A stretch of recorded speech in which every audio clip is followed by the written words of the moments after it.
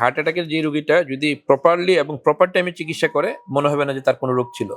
আগের দিন মনে হবে যে আমি মারা যাচ্ছি, আমি কি বাঁচার সম্ভাবনা নাই, পরের দিন মনে হবে যে আমি বেঁচে গেছি, আমার কোনো রোগেই নাই।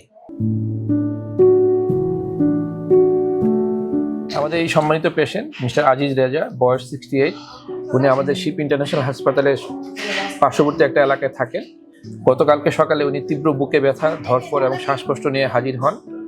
আমরা তাৎক্ষণিকভাবে ইসিজি করে জানতে পারি যে ওনার হার্ট অ্যাটাক হয়েছে এবং পাশাপাশি ওনার হার্টের যে রিদম, এটাও খুব ডিস্টার্ব ছিল। ওনার একটা ফিলিং ছিল ইম্পেন্ডিং টু ডেথ, যে মারা যাব, বুকে ভার, বুকে চাপ, দম বন্ধ হয়ে আসা, এরকম ছিল।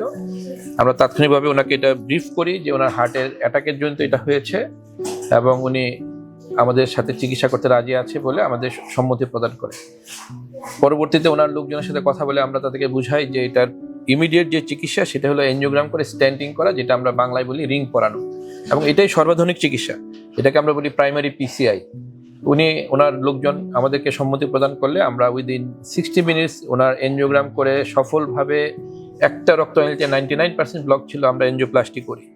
এবং সাথে সাথে ওনার যে ইসিজি যে চেঞ্জগুলো ছিল, এগুলো আলহামদুলিল্লাহ আল্লাহর রহমতে উনি ভালো ফিল করেন এবং ইসিজি এবং প্রেশার সবগুলাই স্বাভাবিক চলে আসে। যখন আসলেন আপনি, তখন কি অবস্থা ছিল আপনার? আসলে আমি এখানে না আসলে বুঝতে পারতাম না। এমন হয়েছিল মনে হয় আমি এই মারা যাব, এইরকম অবস্থা। তখন আমার বোনকে আমি টেলিফোন করলাম, আমি ডান্স করতেছিলাম। তা আমার বোনকে টেলিফোন করলাম, আপু তুমি তাড়াতাড়ি আমার সকালবেলা এই ঘটনাটা? হ্যাঁ, সকালবেলা। তখন কি বুকে চাপ বারবার লাগতেছিল, দম বন্ধ হয়ে আসতেছিল। আমি ইমিডিয়েটলি আপনি চলে আসছেন এখানে? ইমিডিয়েটলি, মানে কি আমি, আমার কুয়া ছিল, কুয়া থেকে পানি ঢেলে মাথার মধ্যে দেখলাম যে তাও কিছু হচ্ছে না, আমি শুয়ে পড়ছি। টেলিফোনটা এইভাবে নিয়ে আমার বোনকে শুধু টেলিফোন করছে, বোন দৌড়ে আসছে, পাশাপাশি বাসা, দৌড়ে আসার পরে আরেক বাইরে ডাকছে। এরকম ফিলিংস তার আগে কখনো হয়? আমার জীবনে আমি এরকম মনে হচ্ছিল কি মারা যাবেন, মানে আমি এই বোধহয় মারা যাবো। আপনার যে রোগটা হয়েছিল সেটা তো এক ধরনের হার্ট অ্যাটাক, একদম খুব আর্লি স্টেজ আপনি আসছেন। ওটার চিকিৎসা খুব দ্রুতই করতে হয়, এবং এটা শুধু আমাদের ক্রেডিট না, এটা আপনারও ক্রেডিট এই জন্য যে আপনি প্রপার টাইমে আসছেন, আপনি প্রপার কনসেন্ট দিচ্ছেন। অনেকে আছে যে অনুমতি দিতে সময় নিয়ে যায়, যেটা অনেকের ক্ষেত্রে হয় যে একটু বুঝি, একটু কোথায় যাব, কনফিডেন্স পায় না, সময় নেয়। এই সময় কিল করতে যে রুগীরা কিন্তু খারাপ হয়। এটা আপনারও ক্রেডিট যে আপনি একদম প্রপার টাইমে আসছেন এবং আমাদেরকে এই কাজ করার সুযোগ দিচ্ছেন। ফলে হয়েছে কি আমরা উইদিন 1 আওয়ার কিন্তু আমরা এই জিনিসটা কমপ্লিট।